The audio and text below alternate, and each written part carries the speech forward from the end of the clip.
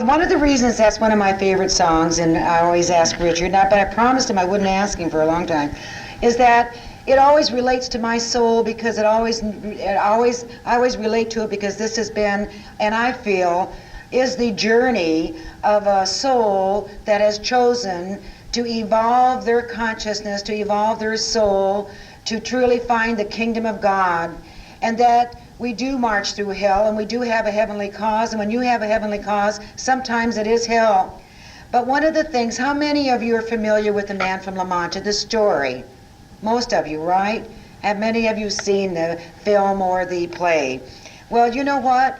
I was thinking about it driving up here this morning, that the man from La Mancha was a perfect metaphysician. He saw only the good and the lovely and the true. And in his lady fair, the beautiful Dulcinea, he only saw all her beauty, and that she was his lady, and that she was his love. And that no matter what anyone else said, no matter what the outer appearances were, he did not believe it. And that he thought of himself as Don Quixote, this wonderful knight that was going to right the wrongs of the world. And did he have was that a fantasy? Or was it truly a dream? And was that dream impossible? You know what? My topic this morning is, I am, therefore I think. But actually it really should be, I think, therefore I am. Because if we are going to study life and what life is all about, then we have to understand that thought has something to do with the way we experience our lives, and that the majority of the population are not aware that thought or emotions or attitudes have anything to do with their lives.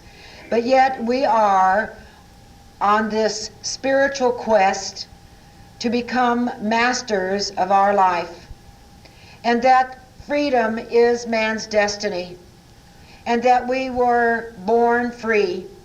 But yet most of us are in bondage to fear, we're in bondage to race belief, we're in bondage to what they say, we're in bondage to the opinions of others.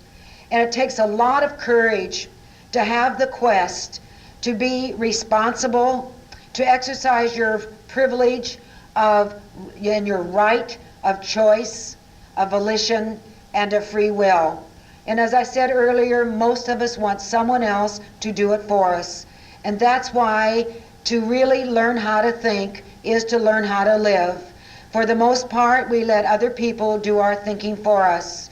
But when we begin to do our own thinking, it gets scary, because we find out that we have opinions, that we find out that maybe our opinions are valid, and that the only way, you see, Troward says that the only way that you and I are going to be free from the inexorable lash of the law and to get off walking that path of the Via Dolorosa is through knowledge, that we have to gain knowledge and understanding.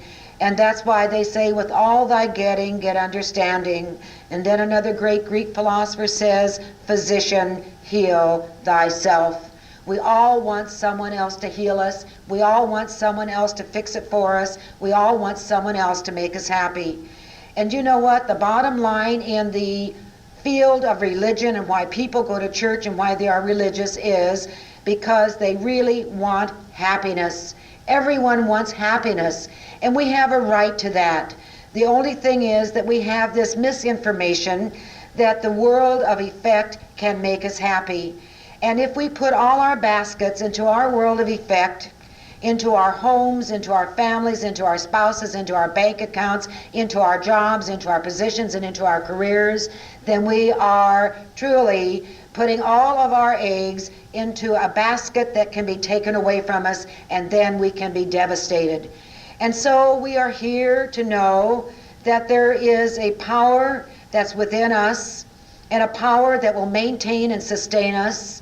And the great teachers, the sages, and the saints throughout the ages have spoken their word and have taught about this power. And the great teacher Jesus taught us too, that we are here to learn to not judge by outer appearances, and that we're here to look beyond the appearances and to see the truth and the reality. That we're here to discover that the kingdom of God and the kingdom of heaven is within us, and that we have learned in this day and age that our attitudes, our beliefs within our minds and within our hearts create a kingdom of heaven or a kingdom of hell. And I think most of us would really agree with that we do create our own hell and we create our own heaven. And therefore but we have the great freedom to know that there is something that we can do about heaven or hell. And that we too, you see, Jesus was a great healer because Jesus saw through the appearances. He did not see the withered arm. He did not see the lame man. He did not see the blind person. He saw through the appearances to the essence, to the reality, to the identity of the God expression in that individual. And we have to develop the faith and the belief, and we do this through prayer and through practice, to look through the appearance and recognize the truth, because the answer to the prayer is in the prayer. And to pray creatively and to pray effectively and to use prayer that changes things is to be able to recognize the answer, to be able to, no matter what people say, no matter what it looks like, to cut through that appearances to the truth. Trower teaches us that there is a divine spiritual prototype for everything in the universe. And I am, therefore I think, therefore I am. We find out that what we think is what we become. And that I think, and that thought precedes form, thought precedes manifestation. And that knowledge comes to us and through our understanding of the primal power, of the primal God, cause, and of the primal God. The Bible teaches us in allegory. The Bible teaches us in parables. And you know why? Because truly that person that wants to find the kingdom of God and the kingdom of good and their oneness with the healing presence of God has to look through that which appears to be, to know that there's an esoteric and inner meaning and inner teaching and inner message for all these teachings and all the parables and all of the words of God that have come to us through the sages and through the saints and through these teachers that truly have been the illumined ones. It does not mean that you and I cannot become illumined. And illumination merely means understanding. And when we understand something, the light goes on and we say, oh, now I see. And so we need to see and to perceive our world through God's vision. Jesus could heal because he saw through the vision of God. He saw God's creation as perfect, knowing within his heart that God could not create anything that was imperfect. The appearance denies this. The appearance says that there's imperfection in our world. But you know what? Through experience and through demonstration, we can prove that there are laws in this universe, and they're the laws of God. They are the laws of nature. And that when you and I learn to cooperate with these laws, when we learn to align ourselves with these principles and with these laws, then we do become masters of our experience. As we learn to cooperate with the law of cause and effect, or sowing and reaping, as the teacher Jesus taught, then we find out that as we sow, so shall we reap. What most people don't know is they have the freedom of sowing the seeds of good. Yet Jesus taught us that. Paul also, who carried on the teachings of Jesus, said that we must think on things that are of good report. And therefore, what you and I need to do is to find out, to learn how to think is to really learn how to live. If we want to live a life that is filled with joy and happiness, then we have to align ourselves with thoughts that are filled with optimism and with looking forward to that which is wonderful and that which is great, and ever an unfolding, evolving, greater experience of life. This is the evolutionary process. Thought precedes creation. Thought precedes form. In the beginning was the Word, and the Word was with God. In the beginning God said, let there be. In the beginning God created man in its own image and likeness. And we have to use our intelligence to know that everything then is a thought of God. If in the beginning God created, then in the beginning there was a thought. There was a spiritual prototype. There was a divine idea. And this is why some of the great mystics can say that we are a thought of God. And this understanding allows us to align ourselves with that infinite one God, one life, one presence. We have been so separated, so alienated, and so divided, and that the key to healing is entering into that inner kingdom, into that inner presence, and to tabernacle with that indwelling God. You know, we've been so conditioned that God is far off and that God is not reachable, but guess what? There is no star, and there's no prayer, and there's no desire that is a right desire that is unreachable, and there is no dream that is impossible. And why is that? Because at the point that you and I individualize life, we reenact that which is called a creative process, or the law of sowing and reaping, or the law that states that it is done unto us as we believe. When we can understand that we're not separate and apart from God, when we can understand that we need to align ourselves with the natural laws of God, and that we have the great privilege of sowing the seeds of our heart into the soul of the universe, and the very love of God responds by corresponding. You know, religious science is a working religion. Religious science is a do-it-yourself religion. And you know what? It's not easy. And no one and I really feel that because we have to assume responsibility for our thinking and for our use of this creative power, that people just do not flock to the churches of religious science because they want some other minister or some other person to be the intermediary between them and this great God. And the mystics of the ages have taught that there is no intermediary, that it is within, and the place that we contacted is through our entering into our secret place, into the closet, and shutting the door to the world of appearances, to tabernacle with the Most High, with this great God, this God of love, and to come into union that with this presence, which this great teacher said, that I and my Father are one. And this teacher also taught this creative process, this creative power, because he said that I of myself can do nothing, but it's the Father within, it's the power within, it's the power, the creative power of God that doeth the works. And so you and I have to learn how to think in order to learn how to live. To learn how to think is to let go of all the thoughts of hurt and all the thoughts of rejection, and all the thoughts and all the wounds and all the scars. You know, the song The Impossible Dream talks about the scars. All of us have scars in our souls. All of us have had wounds to our souls because we are sensitive, responsive, emotional people. But we have to let go of the past. We have to let go of the hurts, and we have to begin right here and right now by taking charge of our thinking and taking charge of our life, by aligning ourselves with our heart's desires, to know that those heart's desires can be fulfilled, to know that which is right for you, that there is a God of love that wants what is right for you and what is right for me.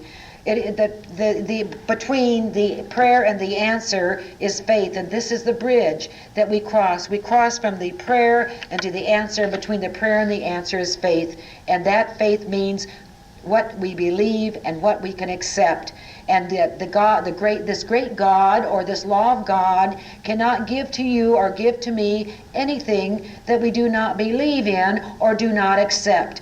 So you see the re-education process that most of us have to move in, that is our heavenly cause. And sometimes it's hell, because as we move through that growth process, we have to stand in correction. We have to forgive. We have to let go of the past, as I mentioned a moment ago. And that takes a lot of courage and a lot of strength.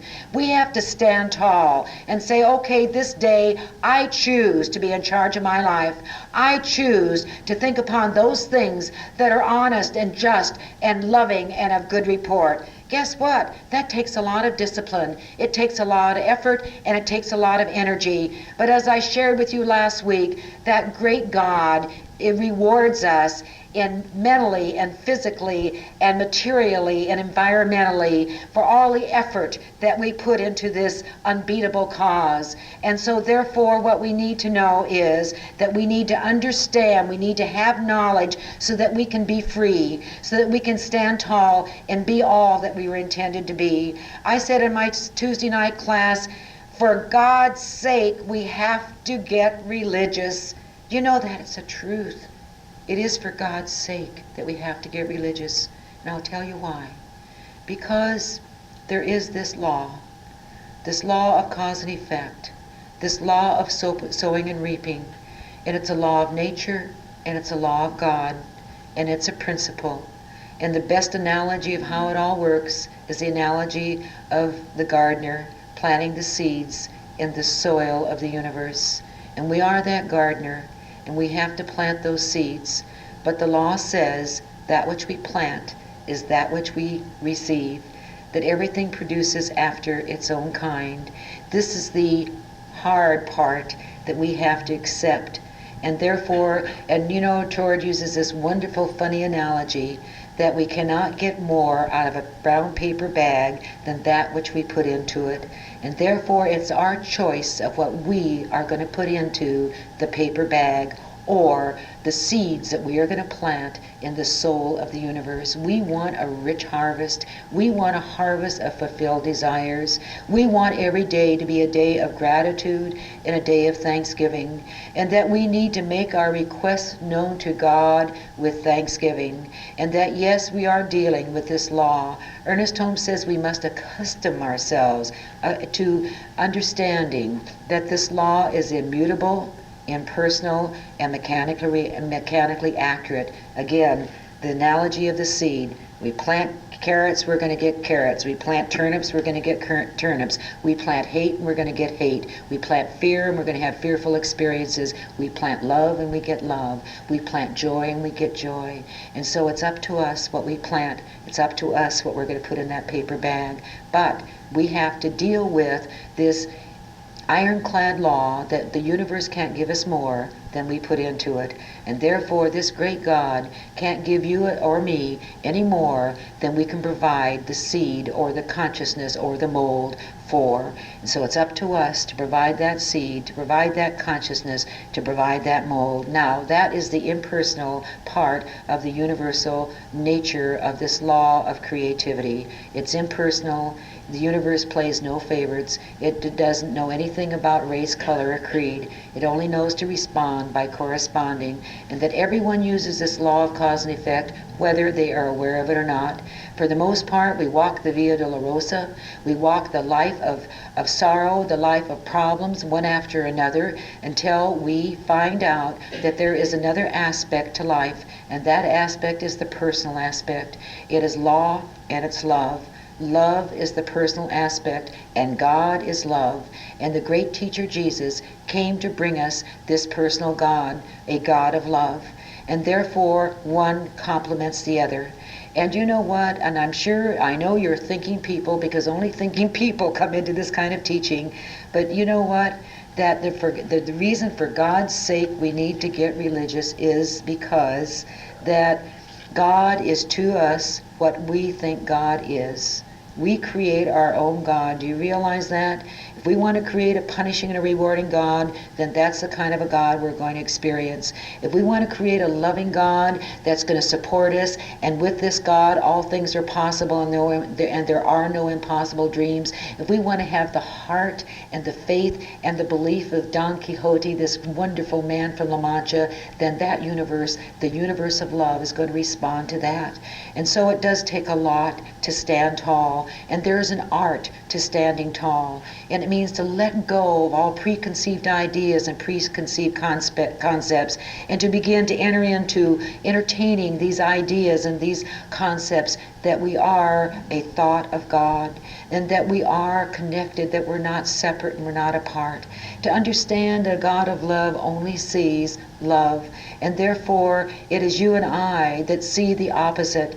You know, it's so interesting. I was thinking, I didn't want to say it, but I'm going to say it anyhow, that people are killing in the name of God, as you well know. We need to learn how to love in the name of God. I don't know when that's going to happen. I don't know when the quantum leap is going to take place, where people are going to know that for God's sake, we have to have a religion. We have to have a faith, and we have to have a belief, and we have to be religious. And the very word religion means to bind back. We need to bind back to that great I am, to that great God, for that which we bind to is that which we are bound to.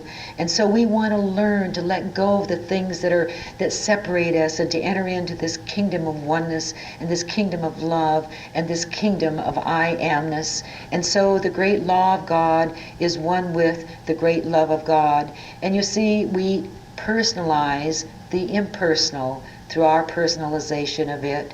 And therefore, you know, I've had people say in class, when they're trying to teach our understanding of this creative process, this creative power, because to understand it is a matter of life or death. It's a matter of sick or well, of rich or poor, happy or unhappy. The law is impersonal. Don't you understand? Sure you understand. We must reinforce and redefine and reclarify over and over again. This impersonal force responds to our belief, and therefore we need to unite. We unite our recognition of the nature of God as who I am and what I am.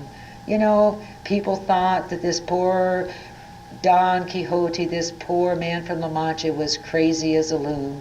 I think a lot of people think that you and I are maybe not too sane, because we're in a teaching that says that there is a responsive action in this universe, and that God responds to us by corresponding to our belief, to our faith, to our image, and to our thought.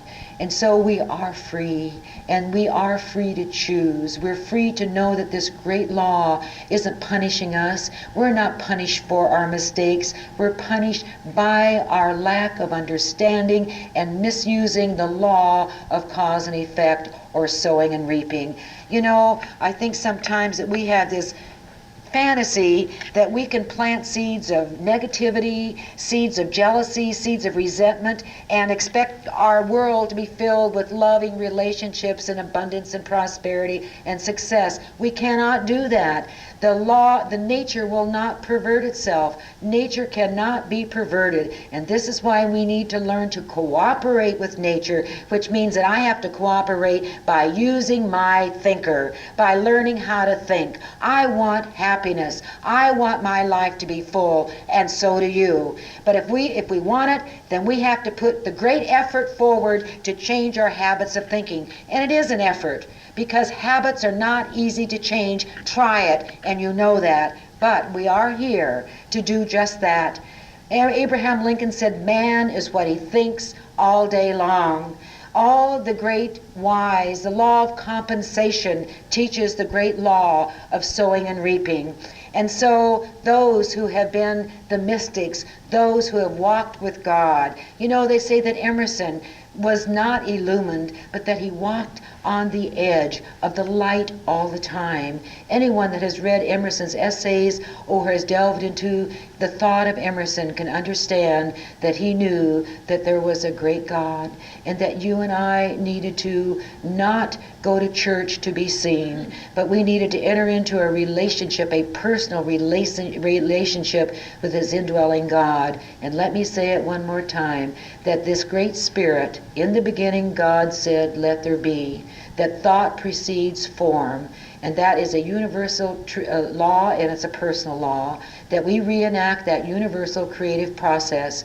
Therefore, our thought precedes our experience, the manifestation, our world. And so can you not see, to learn how to think, to align our thought, to pray aright, to pray the way that Jesus, the teacher, taught us to pray, to look through the outer appearance and to recognize the God expression of itself as perfect, complete, and whole. This is creative prayer, and this is healing prayer. The great secret is belief and faith, expectation and acceptance, anticipation and recognition of the response of spiritual law operating through our belief in it.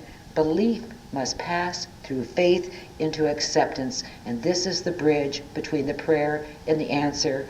Our belief must pass through faith and acceptance, and therefore we're here to develop our faith.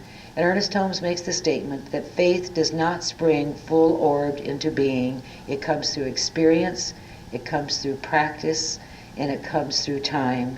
And so we have, you know what, we have all time. We have an eternity to grow into our awareness of our true nature.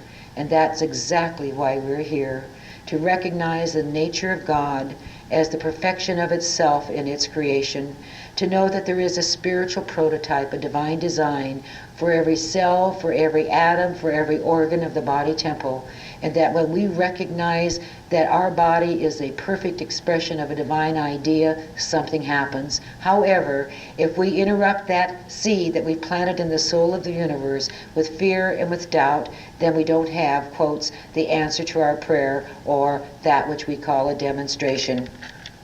We have to learn to train our minds to believe in good, to believe that God's will for us is life and life more abundant, that God's will for us is joy.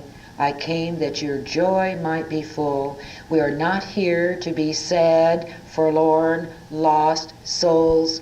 We're here to be joyous. And if we can believe that we are a thought of God, that we are the creation of God, and that we're here to celebrate God as all that God is, then for God's sake, so that God can know itself by means of its creation, we need to find our God. We need to have a working relationship. We need to develop this deep abiding faith that there is a God of good, and that this infinite God supports us and nurtures us and satisfies every desire, every right desire of our hearts. We need to let go of our fear of God. You know what?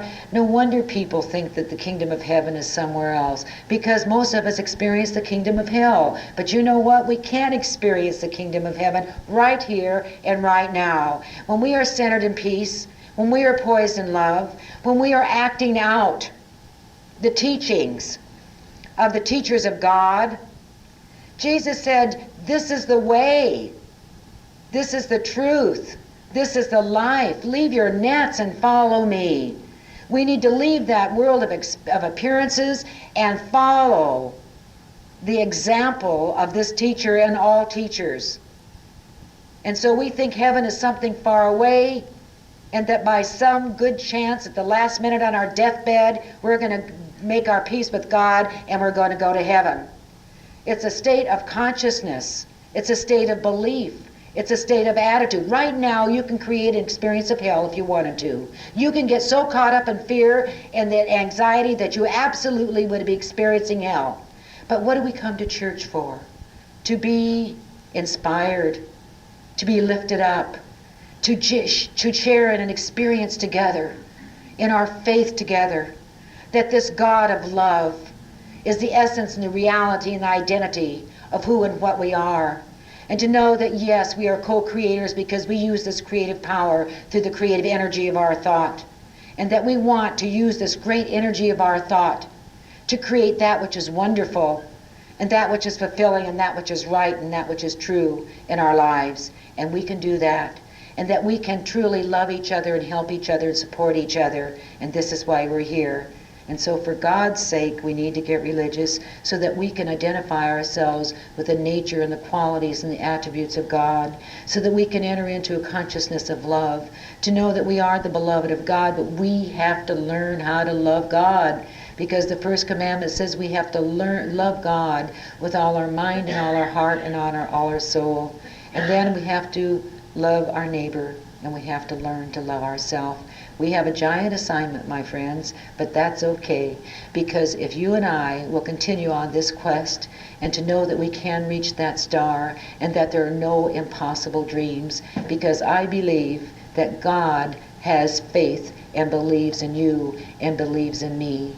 And therefore, as you and I continue this journey and continue our spiritual quest, that the moments and the times and the experiences of hell become less and become more infrequent, and the moments of happiness and peace, the moments of expectancy and joy, the moments where we're fired up and we're excited that life is really wonderful and life is for living and life is for celebration, become the norm. Would you believe that? They become the norm. They become a very part of the very fiber of our mind and our hearts and our bodies and our souls and our life and our experience. And so we're here to learn how to think. We're here to learn how to direct this creative energy of thought that becomes experience. Thoughts are things. You think about it. Behind everything is an idea, is a thought, and behind what you are and what I am is an idea, a spiritual prototype, a divine design, a divine plan, a thought of God. And so if we can just accept today that we are a thought of God and that we're here to express the attributes and the qualities of wholeness and of love and of peace and of joy and of living life from a frame of reference that life is wonderful, life is exciting, and life is to be lived, and that we have chosen not to just sit, but we have chosen to be an active part of and participate in